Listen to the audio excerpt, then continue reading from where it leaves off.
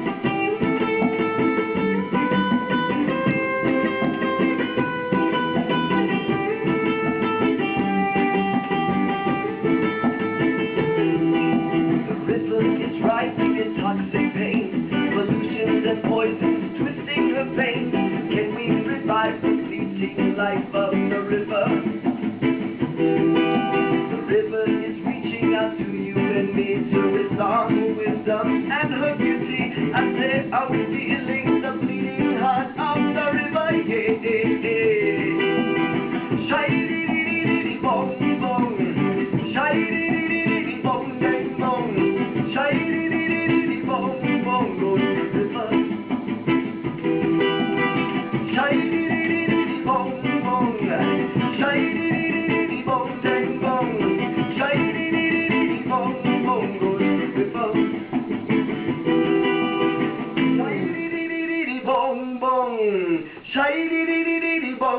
bong, shiny bong bong goes the river.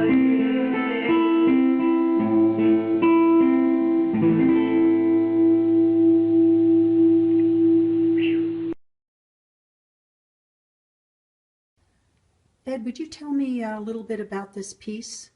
Yeah, so this piece of art I call Yellow Snow on the Mountain. So what it's representing is the desecration of the mountain Novatokuyovi in Hopi, the snow-capped mountain, or Doko'asli to the Navajo. And it's called that because for much of the year, you know, there is snow on the mountain, but when we're in drought situations like the Colorado Plateau often is, you know, then we have no snow. So here in Flagstaff or near Flagstaff, just outside city limits, there's the company out there, the resort, the Arizona Snow Bowl. And so they purchase reclaimed water from the city of Flagstaff. And so that's what's being illustrated here. It's been opposed by 13 tribes as well as environmental groups because of the problems that it can pose, not only as far as the desecration of a sacred site, but also for, you know, the environmental implications on the mountain. One author or one writer commenting about it, I thought they had a nice comment about it. They said, like, to put the reclaimed water on the mountain to the tribes is the equivalent of, like, you know, throwing that same piss water on the, you know, on the Vatican, you know. So, but at any rate, this illustrates the reclaimed water being piped in from Flagstaff here. This is a snow blower here. So it's blowing out the yellow snow. And like I said, this the only snow on the mountain is coming here. So at any rate, this is Koyala or Kosa or Koshari, the clown. In our Puebloan cultures, you see what he's doing, he's in Hopi, the clowns illustrate for us they show us what not to do by doing it, so that's what he's doing. He's showing us our irreverent behavior. They're mirrors for us. So that's what he's doing. He's showing us what we should not be doing, and he's doing it. And so he's enjoying himself, having a blast on the yellow snow. Here, this color sequence of the rainbow, this represents the water in the atmosphere, and the sequence is red, yellow, green, all the way around, red, yellow, green. But when you get underneath, in the underground, the sequence changes. It's no longer red, yellow, green. Now it's red, green, yellow, indicating that as this water, this reclaimed water, seeps into the ground, something's chemically imbalanced with it.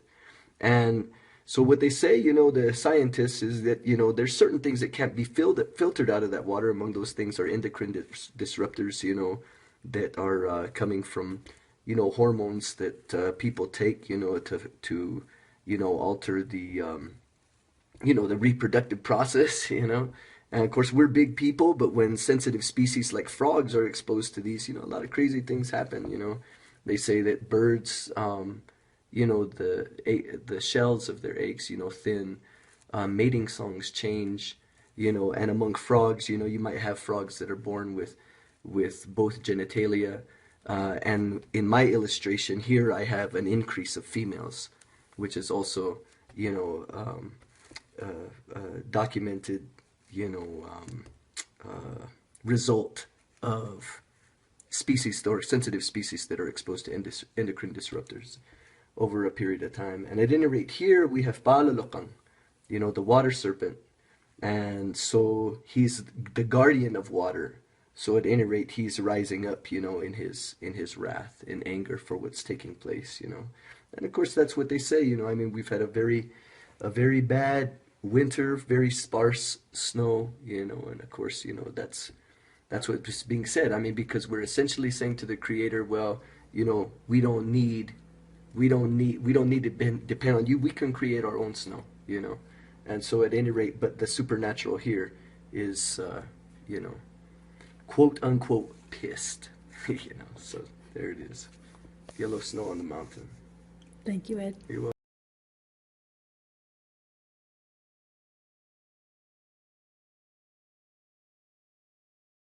I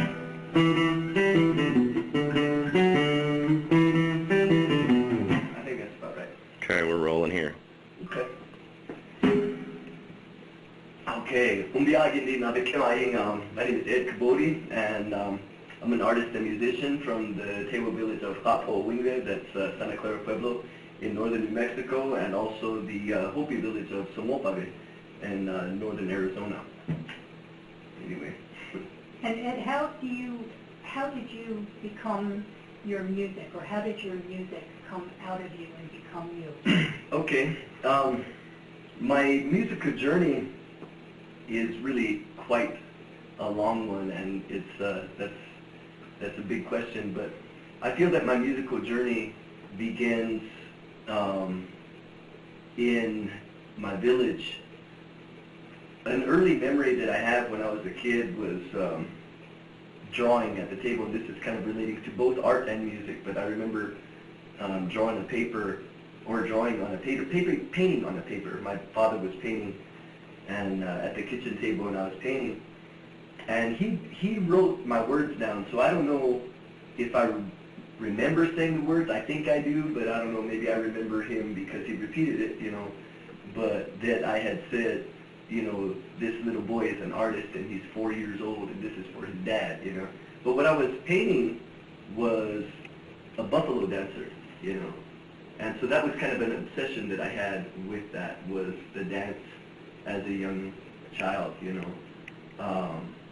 I had a Linus, one of those Linus blankets, and I would like tie, you know, little buffalo horns, you know, to the end and use that, you know.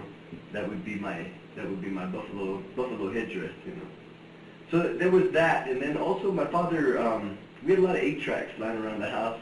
Actually, some pretty influential musicians to me. I didn't think so at the time, but now I reflect and I do. And that was the band Exit, Native American rock band, and also the music of Paul Ortega, who is a Mescalero Apache musician. Both of them, to me, fused effectively their culture into their music, which was very powerful. Had a journey in rock and roll, you know. I love 70s music. I like metal, you know.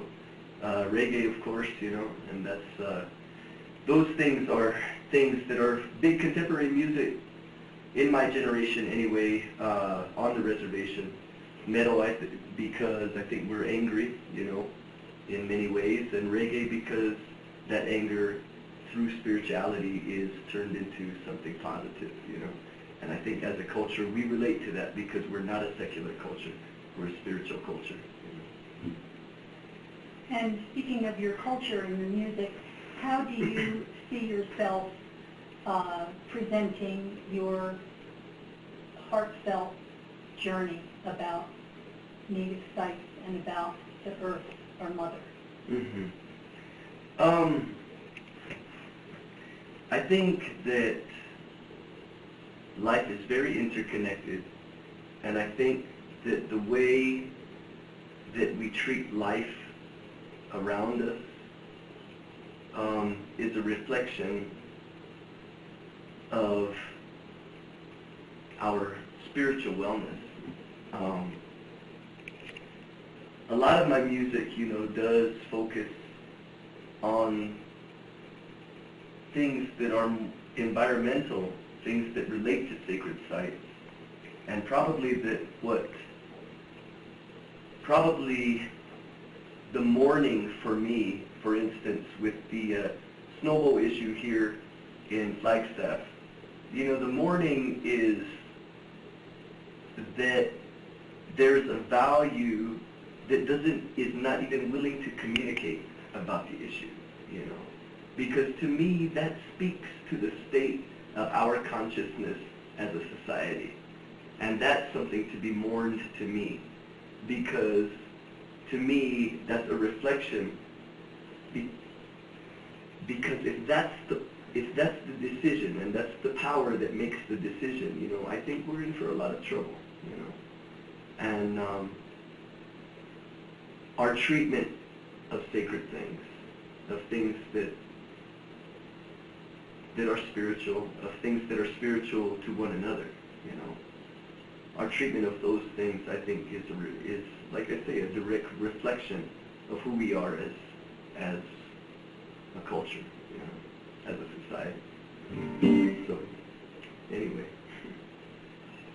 That being said, I know Tony has to get moving, so let me run into a song, and I guess this is kind of what comes to mind. Yeah, well, actually this comes to mind. Let's try this one.